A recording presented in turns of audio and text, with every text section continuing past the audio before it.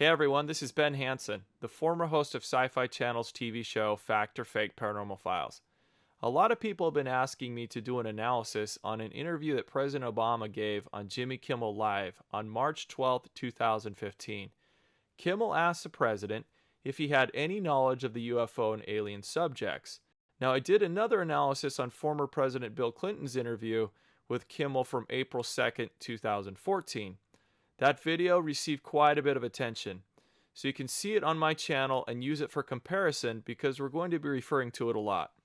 Those of you who have seen the Clinton video know that I spent a great amount of time breaking down the former president's nonverbal communication and verbal responses.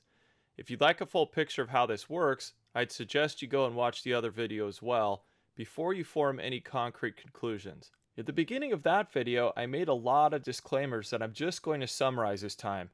I just want you to keep in mind that the opinions expressed during this analysis are my own and are in no way connected to my former employment with the government or any other employer. Nonverbal communication and content statement analysis are not exact sciences. There are several ways to interpret any given observation, so it's important to take into account the whole context of the exchange and personal habits of the individual. I'm also not considered an expert in the field of nonverbal language. With my background in criminal investigations, you could say that I'm just a guy with lots of experience conducting thousands of forensic interviews, and I'm summarizing the theories of researchers and the real experts. Alright, so first I'd like to thank Jimmy Kimmel for bringing up the UFO alien topic to both Clinton and Obama. It seems apparent that he has a personal interest in the subject, and his interviews have been very enlightening. Now, on the day of the Obama interview, the Los Angeles Times actually ran a story about Kimmel and whether he would ask Obama about aliens like he did Bill Clinton. The story provides readers a link to my video analysis on the former president. It's likely that Kimmel's production team picked up on the story and watched the Clinton analysis because Jimmy actually makes reference to my video during his interview with Obama. Now, you know, there are a lot of people that are going to examine your facial expressions here, every twitch, everything, and say, and of course, so did you look? Did you see? Did you? Yes, Jimmy, you're right. I am going to examine the facial expressions and every twitch. Would you expect anything less? So let's get started. Our first challenge is that we have a lot less to work with as far as material specifically addressing the UFO topic when compared to the Bill Clinton interview. The segment where Jimmy asks Obama about UFOs is less than a minute long, but Clinton conversed for nearly 3 minutes on the subject.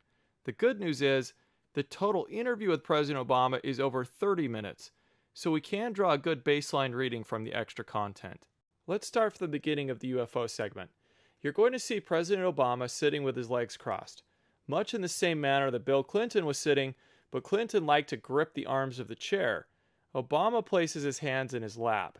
Now, while it looks like the same upholstery as from the Clinton interview, Jimmy has done some remodeling, because this is more of a love seat, so he doesn't have the option of putting his hands on the chair. Now, sitting with his legs crossed and hands in his lap is fairly common with Obama when he's being interviewed. The amount of his hand gesturing comes into play later on, but something that you'll notice right off is that Obama intently listens with his mouth open. So this is something I feel like, if I was the president, and it's unlikely that that is ever going to happen. You never know.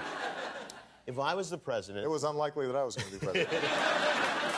The moment I was inaugurated, my hand would just, it'd still be hot from touching the Bible, and I would immediately race to wherever they have the files about Area 51 and the UFOs, and I go through everything to find out what happened. Right.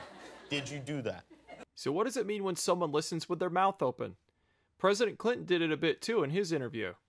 Here's some interpretations of what it can mean. A gaping mouth can indicate shock at what's being said or observed. It can mean the person is deep in thought. It can indicate general anxiety. Or it can simply be they have a nasal obstruction that requires them to get more air through the mouth. In fact, studies show that 85% of mouth breathing is an adaptation to overcome a nasal obstruction. When people breathe through their mouth, the main function is to provide their lungs more air. If you take a look at other parts of the interview and other interviews that Obama has given, you'll see that he quite frequently listens with his mouth open, including during conversations and topics where he should be relaxed. So it follows that he probably has an airway restriction, right? I mean, if you ask the First Lady, I wouldn't be surprised if we learned that the president has snoring issues. Taking this into consideration, I was about to dismiss the open mouth as immaterial to our focus. That was until I discovered something very interesting. Thanks to the wonders of high-definition television, my attention was drawn to something you can't normally measure from a TV interview: a person's rate of breathing. Normal breathing rates for an adult average between 12 to 16 breaths per minute. Anything above 20 breaths per minute is considered elevated and labeled with a medical term, tachypnea. More than 24 breaths per minute is considered a very serious condition. Basically, if our oxygen level is low or carbon dioxide level is high, our body is instructed to breathe more often. People experience an increased breathing rate for a few different reasons. Besides attributing it to exercise, since we can see the president didn't just go for a jog, their body could be responding to stress, pain, anger, or experiencing a panic attack. Let's have a look at Kimmel sets up the UFO question, and let's see if we can take a breathing rate measurement.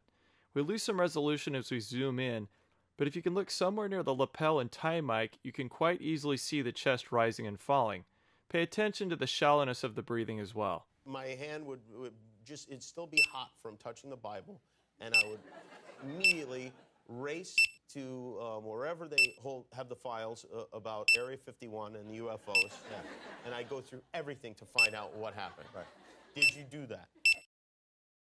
If you do the math at 10 breaths in 14 seconds, that works out to be an average of 42 breaths per minute. 42 breaths per minute! Certainly this can't be the case. People would end up hyperventilating if they stayed at that rate for more than a few minutes. Wouldn't we have noticed his voice giving out as if he was running out of air? Yet he sounds normal. Well, that's the point when it comes to some forms of stress breathing. The body doesn't need the oxygen yet. It only thinks that it does because it's engaging in a physiological preparation for a fight or flight response. When polygraph tests are administered, a pneumograph is used to measure breathing patterns. Moderate changes in rate or depth of breathing can indicate a stress level increase. Questions are asked with some delay between each one, but changes in breathing can swing almost instantaneously and then settle back to a normal rhythm within very short amounts of time. While I hardly believe that President Obama was experiencing a panic attack, I do consider the very real possibility that his breathing spiked to an incredible rate for a brief period because he was uncomfortable with the next line of questioning.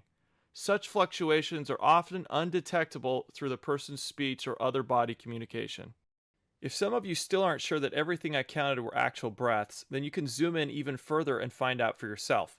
Even if one were to dismiss exactly half of the breaths I counted, we still end up with an average of 20 breaths per minute, which meets the medical criteria for elevated breathing. Subsequently, I find it noteworthy. That's why I searched for other interview portions to make a comparison. Here we have the president listening to Kimmel talk about Kanye West, and Kanye's claim that Obama calls him at home. Home phone, by the way. Are you talking to? It's a relatively light-hearted conversation without any political ramifications. We don't have time to look at more examples, but here we can see that although Obama's mouth is still open, his breathing is reduced to about 18 breaths per minute, less than half of what it was during the UFO questions.